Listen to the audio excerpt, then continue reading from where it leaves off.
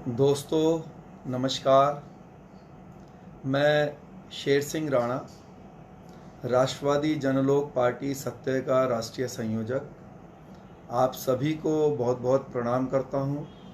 और आज विजयदशमी का जो पावन पर्व है उसकी बहुत बहुत शुभकामनाएं देता हूं। ईश्वर प्रभु श्री राम आप सभी के परिवार में खुशहाली लेकर आएं, पूरे देश की तरक्की हो और सब अच्छा ही अच्छा हो सभी के परिवारों में। इस बात की प्रभु श्री राम से मैं प्रार्थना करता हूँ। आज सबसे बड़ा पर्व है हमारे सनातन धर्म का, हमारे देश का। आज बहुत समय के बाद मैं लाइव आया और लाइव आने का मुख्य कारण तो आप सबको शुभकामनाएं देना था विजयदशमी की, दशहरे की। लेकिन जो हमने लाइव की पोस्ट डलवाई उसमें कुछ सुझाव हमारे भाइयों ने उसमें दिए हुए थे, तो शुभकामनाओं के साथ साथ अभी जो पिछले कुछ महीनों में हम लोगों ने किया है उसके बारे में मैं आपसे जानकारी शेयर करना चाहता हूं। आप सबको पता है कि राष्ट्रवादी जनलोक पार्टी सत्य, जिसका निर्माण करीब 3 महीना पहले हरियाणा की धरती से किया गया था और सबसे पहला चुनाव भी वहीं पर लड़ा गया था, तो आज हरियाणा के अंदर जो इंडियन नेशनल लोक दल है श्री ओम प्रकाश चौटाला जी का, उससे राष्ट्रवादी जनलोक पार्टी सत्य ने गठबंधन अब किया हुआ है। अभी पिछले करीब 2 महीने पहले गठबंधन हुआ और उसके बाद कुछ साझा कार्यक्रम भी किए गए, जिसमें चौधरी देवीलाल जी की जयंती का कार्यक्रम था। और अभी पीछे कुछ करीब 10 दिन पहले, हफ्ता भर पहले, राष्ट्रवादी जनलोक पार्टी सत्य की राष्ट्रीय अध्यक्ष श्रीमती सत्यवती राणा जी और इनेलो अध्यक्ष ओम प्रकाश चौटाला जी ने मिलकर कलायत में क्षत्रिय सम्राट मिहिर भोज की प्रतिमा का अनावरण भी किया। बहुत ही भव्य वह कार्यक्रम था। तो हरियाणा में मुझे लगता है कि पार्टी सही रास्ते पर जा रही है और जब भी वहाँ चुनाव होगा सफलता प्राप्त होगी और राजपा सत्ता में हिस्सेदार बनेगी। उसके बाद हम बिहार में चुनाव लड़ने के लिए गए। बिहार में भी आज के समय में संगठन का ढांचा लगातार बढ़ता जा रहा है और जब भी वहाँ चुनाव होंगे तो आशा है कि अच्छा रिजल्ट आएगा। उत्तर प्रदेश और उत्तराखंड में आने वाला 2022 का चुनाव, उसके लिए भी हम लोग पूरा प्रयास कर रहे हैं और विश्वास है कि विधानसभा में खाता खुलेगा पार्टी का, चाहे उत्तर प्रदेश हो चाहे उत्तराखंड हो, और सरकार में हिस्सेदारियां आएंगी दोनों ही राज्यों में। इसके लिए दिन रात सभी जो कार्यकर्ता हैं, सभी जो पदाधिकारी हैं, अपना पूरा प्रयास कर रहे हैं, पूरी ताकत से अपना काम कर रहे हैं, जिसके लिए मैं उनको बहुत धन्यवाद करता हूं और बहुत बहुत शुभकामनाएं देता हूं। मेरा ऐसा मानना है कि आज विजयदशमी का पावन पर्व है। अभी जब हम पूजा कर रहे थे तो मेरी माताजी ने मुझसे कहा कि भाई आज के त्यौहार को हम शस्त्र पूजन भी बोलते हैं, तो उन्होंने कहा कि भाई जो शस्त्र हैं उनकी भी पूजा करने के लिए उनको भी आप लोग रखना। पहले से हम रखते भी आ रहे हैं, बचपन से ये देखते भी आ रहे हैं, लेकिन मैं इसमें अपने समाज को एक सुझाव तो देने की मेरी हैसियत नहीं है, लेकिन मेरा ऐसा मानना है कि मैं अपना एक विचार रखना चाहता हूँ। देखिए, आज का जो सबसे बड़ा शस्त्र है वो है वोटिंग मशीन।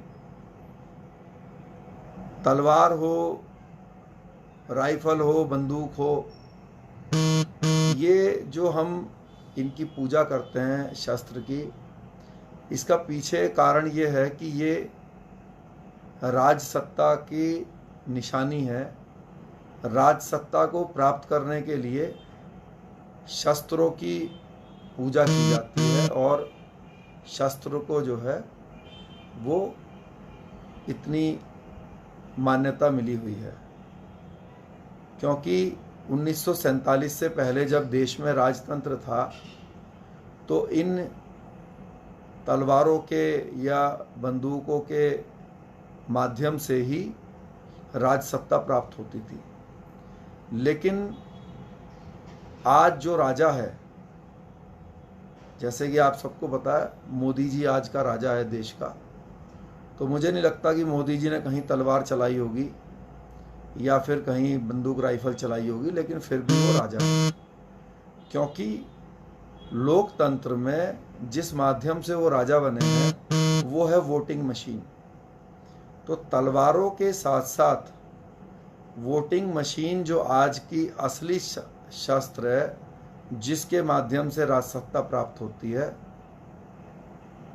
उसके महत्व को भी समझने की ज़रूरत है और उसको, उस हथियार को कैसे अपने समाज को राजगद्दी पर बैठाना है, उसके माध्यम से, इस शस्त्र के माध्यम से, जो उन आज लोकतंत्र में सबसे बड़ा शस्त्र है, जिसके माध्यम से राजा बना जाता है। तो पूरे समाज को इस बारे में भी विचार करने की ज़रूरत है। मेरा आपसे निवेदन है कि मेरे जो कहने का भावना है, मूल है इसके पीछे, उसको समझिएगा। कुछ भाई हमें ऐसी भी सलाह दे रहे थे, अभी मैं उसमें देख रहा था कमेंट्स में, कि हमें शिवपाल यादव जी से दूरी बना के रखना चाहिए। कुछ भाई बोल रहे थे कि राजा भैया जी से गठबंधन बनाना चाहिए। कुछ बोल रहे थे कि भाई क्षत्रिय महासभा और करणी सेना से अपने साथ में मर्ज कर देना चाहिए। तो देखिए, पहली बात तो मतलब मुझे ऐसे बच्चों के ऊपर हंसी भी आती है जिनको ये मालूम नहीं है अभी कि एक सामाजिक संगठन में और एक राजनीतिक दल में अंतर क्या है। चाहे क्षत्रिय महासभा हो, चाहे करणी सेना हो, या कोई भी सामाजिक संगठन हो, ये सभी सामाजिक संगठन हैं। ये चुनाव लड़ने के लिए नहीं बनाए गए हैं और राष्ट्रवादी जनलोक पार्टी सत्य एक राजनीतिक झंडा है। दोनों का मकसद एक हो सकता है, किंतु जो राजनीतिक जो रास्ता है उसके अंदर क्षत्रिय महासभा या करणी सेना का कोई डायरेक्ट रोल नहीं हो सकता, क्योंकि वो चुनाव लड़ने के लिए ऑथराइज नहीं है।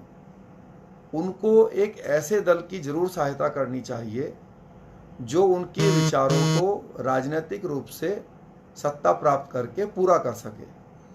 तो राष्ट्रवादी जनलोक पार्टी इस बात का वादा करती है कि जो भी क्षत्रिय संगठन हैं, जब वो हमारी सहायता करेंगे, और उनको करनी भी चाहिए, तो जो भी विचार को लेकर उन्होंने अपने संगठन को बनाया है, अगर वह विचार सच में ही क्षत्रियों के उत्थान का है, तो राजपा सत्य उसमें अहम भूमिका निभाएगी और कभी उनको निराश नहीं करेगी।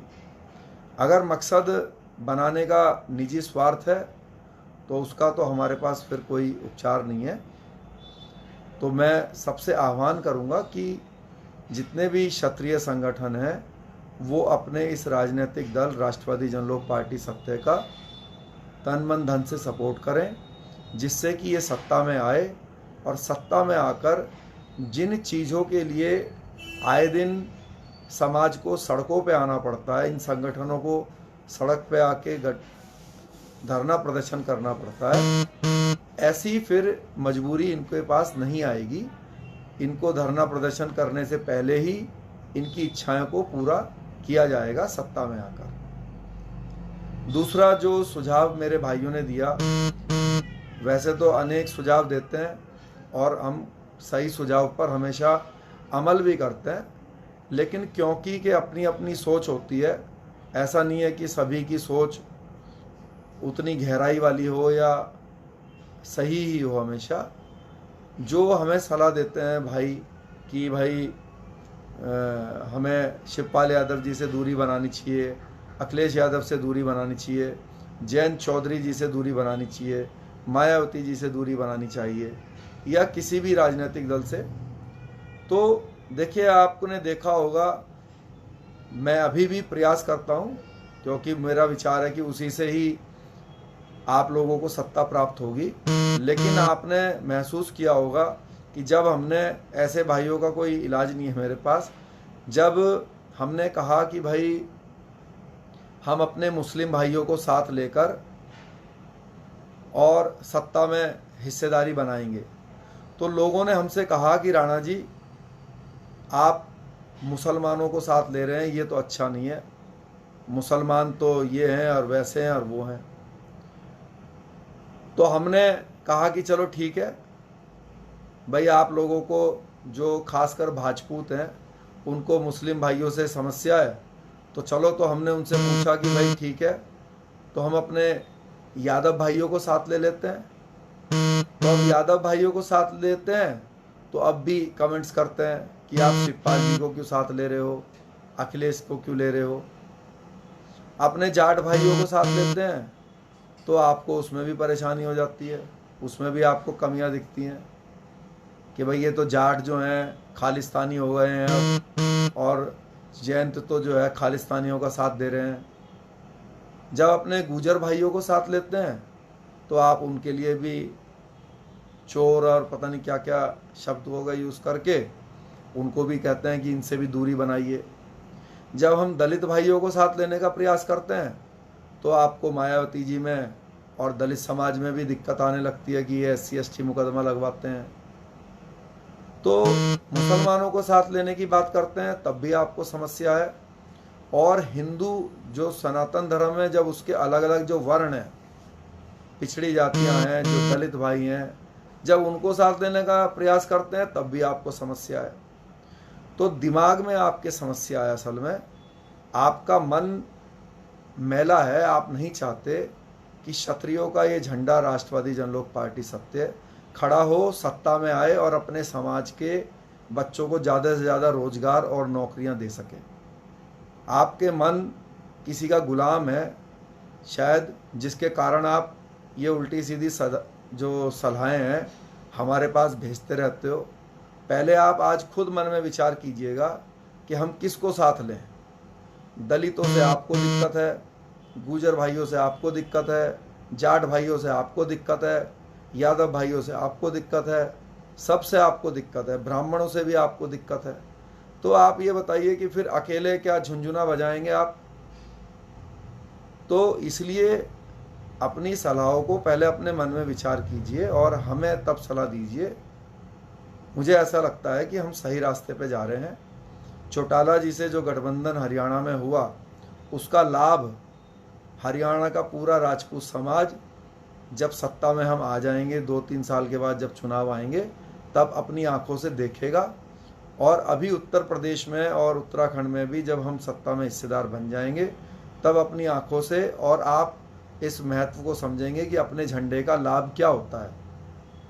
अब बात करते हैं कि कई लोग सलाह देते हैं कि भाई राजा भैया जी से कर लेना चाहिए और योगी जी से कर लेना चाहिए।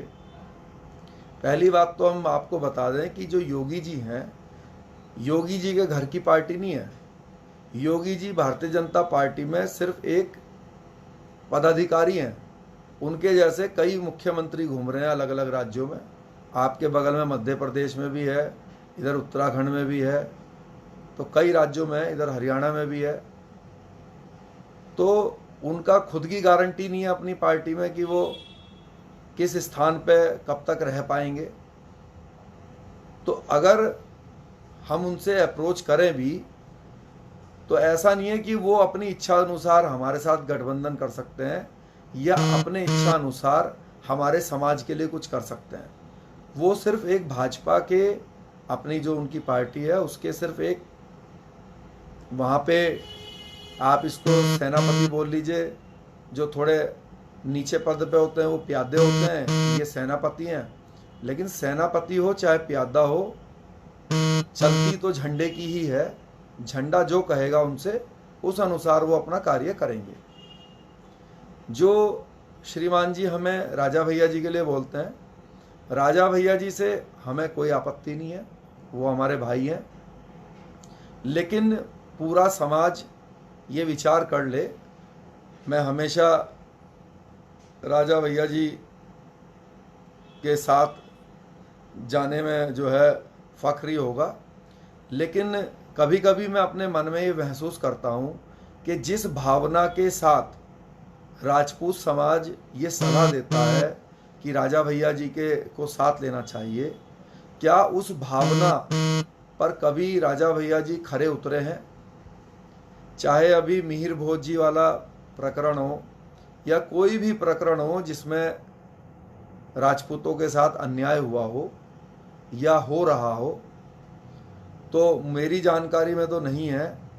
सलाह देने वाला जो है वो इस वीडियो में ही 6 महीने पुरानी, 1 साल पुरानी, 2 साल पुरानी, 5 साल पुरानी, 10 साल पुरानी, अगर कोई भी ऐसी वीडियो या ऐसी अखबार की कटिंग भेज दे जिसमें ये लिखा हो या कोई वीडियो हो जिसमें राजपूत होने के कारण राजा भैया जी ने किसी परिवार की या किसी मुद्दे पर अपनी बात रखी हो कि भाई मैं राजपूत हूँ इसलिए इस राजपूत परिवार की मदद कर रहा हूँ।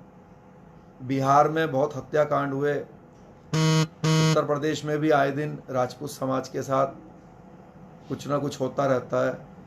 तो अगर किसी मुद्दे पर उन्होंने बात रखी हो या अभी मिहिर भोज का प्रकरण चल रहा है, अगर किसी भाई के पास कोई अखबार की या वीडियो कटिंग हो जिसमें उन्होंने कहा हो कि भाई मिहिर भोज जी क्षत्रिय सम्राट थे, तो फिर हम उनके साथ वैसे भी जाने के लिए तैयार हैं, क्योंकि आपकी इस सोच की वजह से नहीं कि वो राजपूत हैं या राजपूतों की बात रखते हैं। बात तो कभी मैंने सुनी नहीं मुंह से, लेकिन इस बात के साथ कि वो एक राजनीतिक दल है और राजनीतिक दल राजसत्ता के लिए काम करता है, और जब सत्ता में आता है तो जो उसकी विचारधारा होती है, जिस विचारों पर वो राजनीतिक दल बना हुआ होता है, उन विचारों को पूरा करता है, चाहे वो कोई भी राजनीतिक दल हो। और ये मैं आपसे बता देता हूँ कि जो राष्ट्रवादी जनलोक पार्टी सत्य है, ये एक ही विचार पर बना है कि ना किसी के अधिकार को छीनेंगे और ना किसी को क्षत्रियों का अधिकार छीनने देंगे। तो आज के लिए इतना ही विचार काफ़ी है। आप लोग अपनी अपनी सलाह देते रहिएगा, लेकिन सलाह देने से पहले 1-2 बातों का ज़रूर ध्यान रखा कीजिए कि वो सलाह सिर्फ कंबल में बैठ के, डबल बेड के ऊपर बैठकर कंबल के अंदर घुस के ना दी जाए, खुद भी कुछ करने का प्रयास किया जाए। ऐसा ना हो कि हम तो सड़कों पर धक्के खा रहे हो किसी मुद्दे को लेकर और आप सिर्फ सलाहकार बनने का प्रयास कर रहे हो। दूसरी बात, जब भी कोई सलाह दें तो मन में ज़रूर विचार करें मेरे भाइयों कि जो हम बता रहे हैं क्या उसमें कोई दम है जिसके लिए आप विचार रखते हैं आप। तो मैं बहुत धन्यवाद करता हूँ।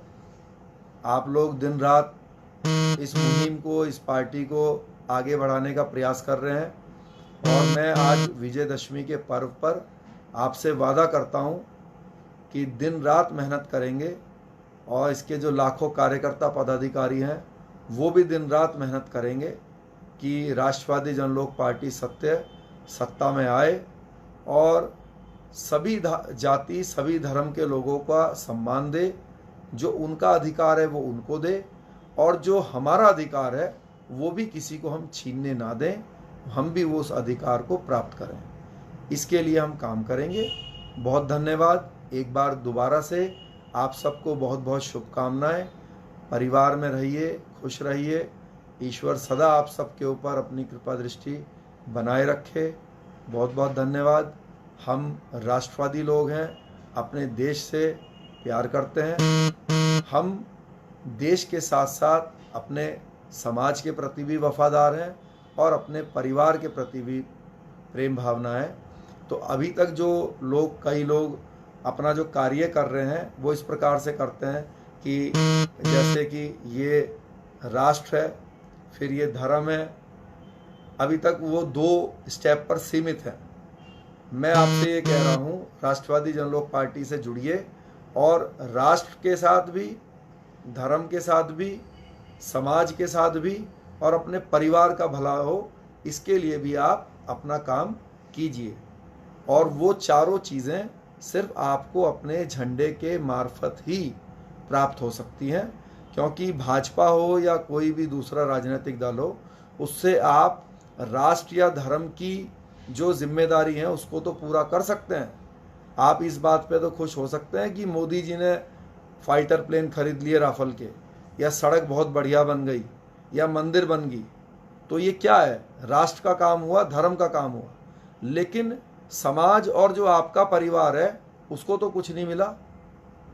तो उसको भी कुछ मिले और ये दोनों चीज़ें ऊपर की भी हो जाएं, उसके लिए राजपा सत्य जो आपका अपना झंडा है, जब कोई भी एनडीए या यूपीए जो राष्ट्रीय दल है, इसमें जब वो कहे कि भाई हम देश के लिए सड़कें बनानी है, तो हम भी वहाँ पे जब सहयोगी दल के रूप में बैठे हों तो हम कहें बनाइए।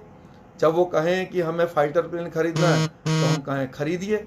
लेकिन जब वो ये कहें कि हमें 50,000 नौकरियां बांटनी है, और जब एनडीए के घटक दल में, जिसमें निषाद पार्टी है, अपना दल है और भी अनेक दल हैं जो जाति के आधार पर बने हैं, और उन 50,000 नौकरियों को एक एक करके खुद ले लें, कोई निषाद पार्टी कहे 10,000 हमें दो, वो कहे 5,000 हमें दो, तो उसमें राजपा सत्य भी जब सहयोगी दल के रूप में वहाँ बैठा हो तो वो भी कहे कि भाई हमारा भी हिस्सा दो, तो आप इसी प्रकार से अपना हिस्सा भी प्राप्त कर पाएंगे और समाज और देश के साथ साथ, धर्म के साथ साथ अपने समाज और अपने परिवार के बच्चों के अधिकारों को भी सुरक्षित कर पाएंगे। बहुत बहुत धन्यवाद। जय हिंद। बहुत बहुत प्रणाम।